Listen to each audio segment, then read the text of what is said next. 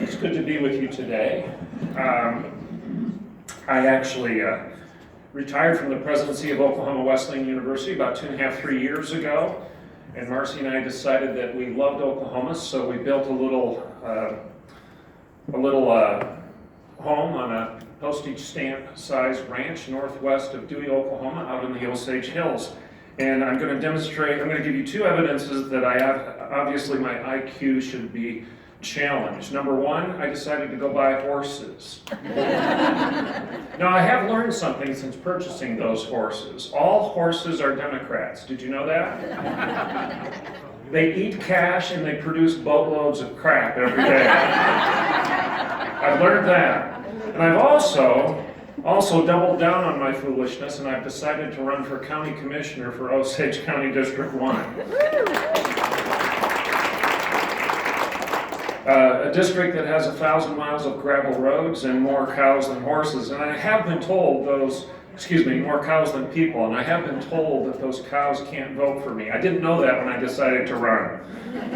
Anyway, I always forget to do the housekeeping before I get started, so I'm going to do that in 30 seconds. If you want to follow anything I say, anything I do, anything I write, you can do so by going to dreverttpiper.com. That's dreverttpiper.com. I'll say that one more time for you. dreverttpiper.com. That's dreverttpiper. And you can, when you go on that website, you'll see various different tabs, as all websites have. You have tabs for my books, tabs for my weekly column with the Washington Times, which comes out every weekend, usually Sunday, but sometimes a little earlier. That's the Washington Times, not the Washington Post. And my books, Not a Daycare, and then my sequel to Not a Daycare was published in April, and that is Grow Up. Life is not safe, but it's good. And if you're interested in me coming and speaking at your organization or whatnot, you can contact me via that website. So enough of the housekeeping. I'm going to share with you in the few minutes that I have right now. Now keep in mind that I was a college administrator. I was asked at this table here if I was a teacher. No, I was one of those dastardly administrators that made all your teachers miserable by telling you you had to balance your budget. No, we can't afford that. I was involved in collegiate education my entire career. So I spent 35 plus years primarily in Christian college education. I did have a brief stint at a state university for a period of time while I was working on my master's degree. My comments are about education in general, but keep in mind, context is king, and I do bring my comments to you within the context of me being a college president and a college administrator. I do think I understand education. This is my industry, and if anybody has the right or maybe even the responsibility to look my industry in the eye and say, what is wrong with you? You're losing your ever-loving mind. I think I have that right, I have that responsibility. I've made teachers angry. I've made the local school board angry in Bartlesville. I have made the National School Board Association, I have made the OEA, I have made the Bartlesville Education School Association angry because I've dared to say things like, if you're going to teach lechery, don't be surprised that you get a bunch of lechers. Teach boys how to use a condom rather than the 10 Commandments, and don't be surprised when you get Matt Lauer and Harvey Weinstein. This is no surprise. Garbage in, garbage out. Your grandmother told you that. If you teach bad ideas, you're going to get bad consequences, right? There's no such thing as a neutral idea. Stop allowing people to talk to you about value neutrality. There is no such thing. Every idea is going to bear fruit, and a good idea will bear good fruit, and a bad idea will bear bad fruit. And it doesn't take a rocket scientist to figure this out. I would argue that the reason our culture is in dramatic collapse right now goes back to the schools. My industry is responsible for this. We have been teaching garbage for decades, and we shouldn't be surprised to find that we've got a morally confused culture with a bunch of kids that can't tell up from down, left from right, good from evil, bitter from sweet, and a male from a female. I mean, this is asinine, people. I'm actually telling you things that are true. These statements that I'm making right now are not hyperbole. If I would have come before you 10 years ago and said, look, they're going to be teaching your boys that they can be girls, that they should be girls, not just that they could be girls, but that they should be girls. They're going to be telling your girls that they are the problem if they say, hey, there's a boy in my bathroom, and I don't want him there. They're going to be sending college presidents like me letters. Obama's Department of Education sent a letter to all college presidents across the nation. I got it, as well as every single other college and university president in the nation received a letter back in 2017-18 about that said, effective immediately, you must start providing transgender accommodations on your campus. I'm a Christian college president, and I'm getting a letter from the President of the United States and the Department of Education telling me that I have to provide transgender accommodations on my campus. And you know what law they used to tell me that I had to do that? Title IX. Now stop and think about that. Stop and think about that. Title IX is a law that was established to give women equal access to sports, to give women equal access to facilities, to the court, to the field.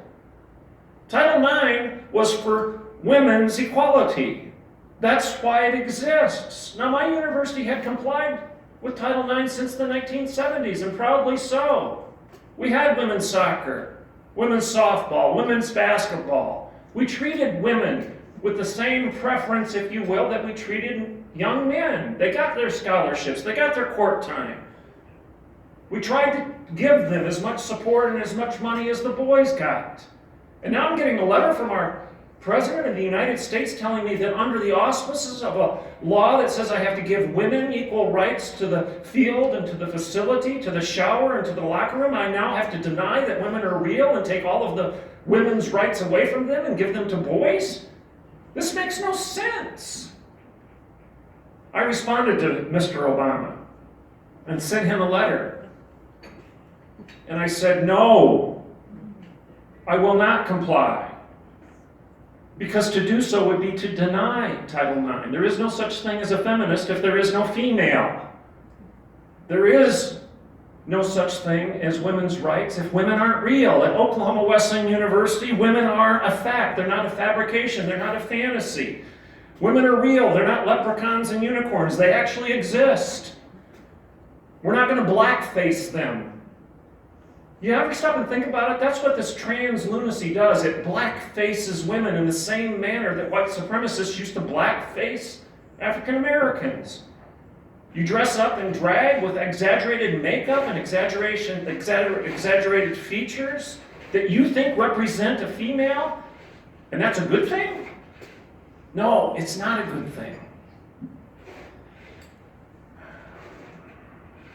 If I accomplish anything today, it would be this: grow up, wake up, recognize that we've got a mess on our hands, and if you don't grow a spine as conservatives, if you don't grow a spine as teachers, as parents, as conservatives, as Christians, as leaders, if you don't grow a spine and get some courage, our culture is going to hell in a handbasket, and your kids' souls are on the altar of this Gnostic God that we're now worshiping, a contrived image, a God that looks so much like what we see in the mirror rather than the God that we see in the Bible. This isn't going to end well. Let me share a fact with you to make my point. And then I'll probably shut up. I think they're going to be flagged by the time their time's running out. I wrote this article, I believe I wrote it the weekend before July 4th. My wife and I have a cottage. We have a cottage out on Lake Ontario at a family camp.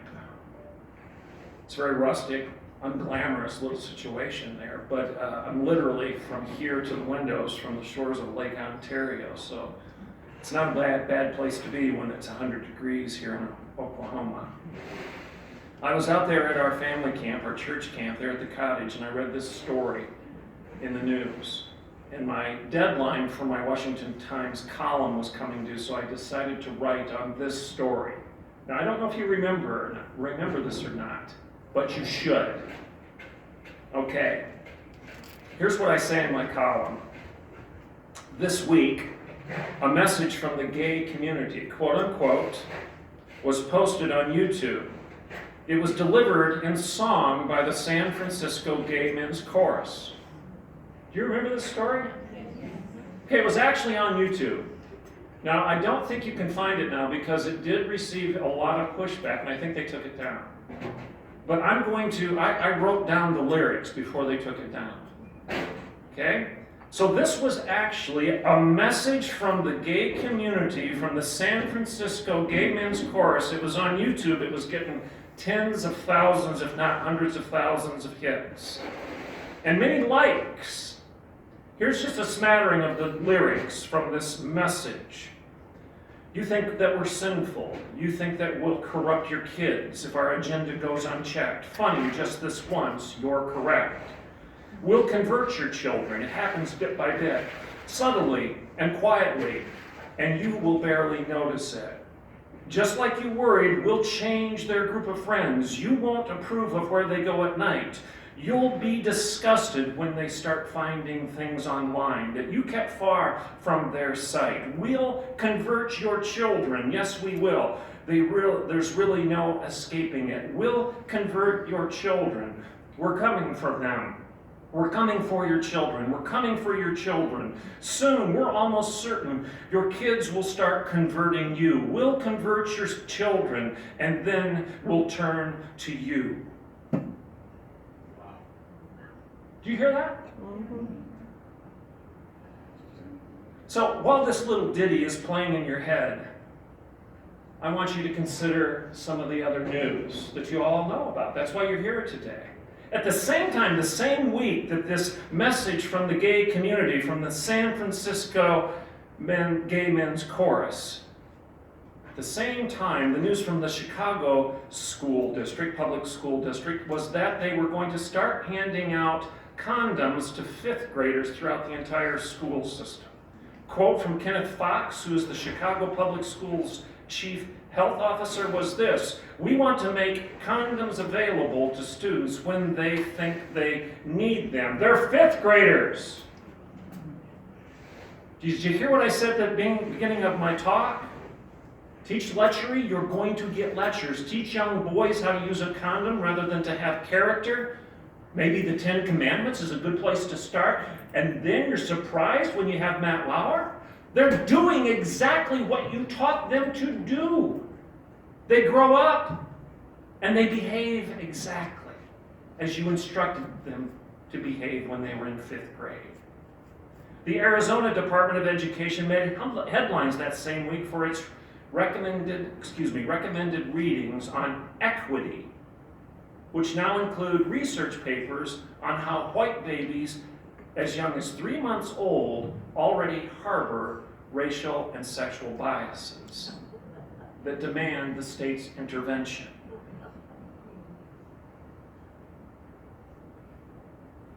The list goes on. I cite California, where the entire school system in California now includes education in the Aztec gods and how to pray to those gods. Pancha Day, Pancha Day, Pancha Day is what the children in California are being taught to chant and pray. In the public schools right now, Pancha Day is what? It's a prayer to the Aztec god of human sacrifice. I'm not making this up. I'm not making this up. And at the same time, defending this curriculum in California, the leaders of this movement are calling for counter-genocide. Words matter, people. Anybody bother to raise their hand in class and say, what's counter-genocide? That doesn't sound very good. Pancha Day. We'll convert your children. Yes, we will. We'll convert your children. And then we'll come for you. You've been told this. Just last week, I've got 5 minutes. So let's focus on last week. Terry McAuliffe comes out and says, you parents have no business in the schools.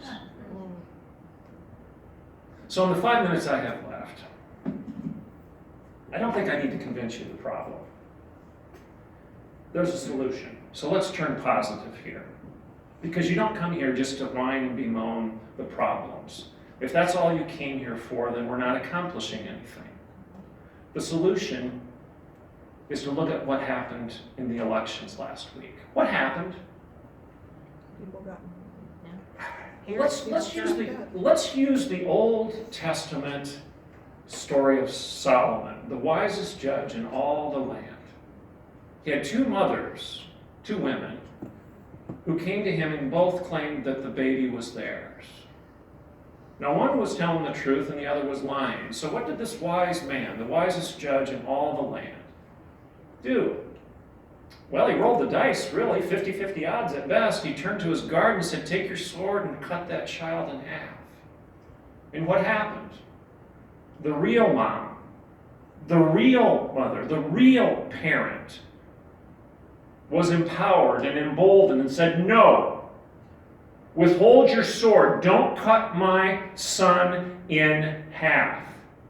Because she knew that when you cut a living being in half, all you got left is a dead baby. The real mother rose up and said, withhold your hand, withhold your sword. Don't cut the soul out of my son and don't cut the heart out of my daughter.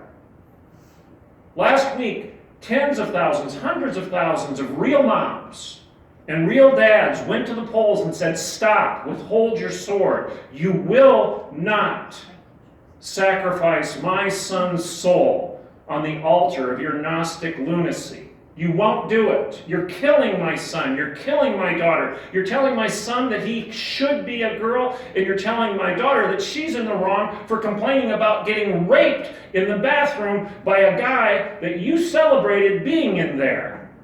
And now you're calling the father who's outraged a domestic terrorist.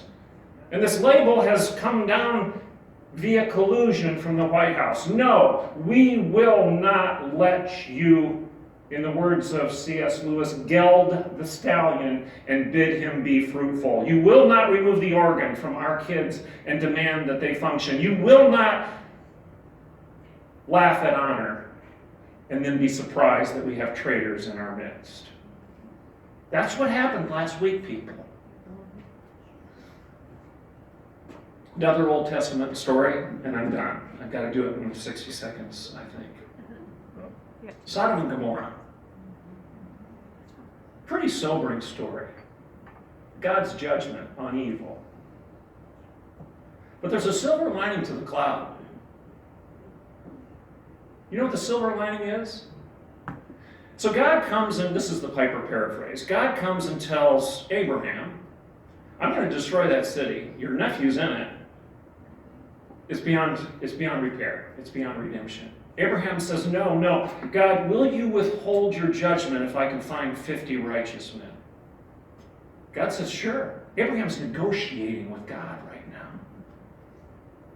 God says, sure, I'll withhold my hand if you can only find 50. And Abraham thinks to himself, well, I'm not sure I can find 50.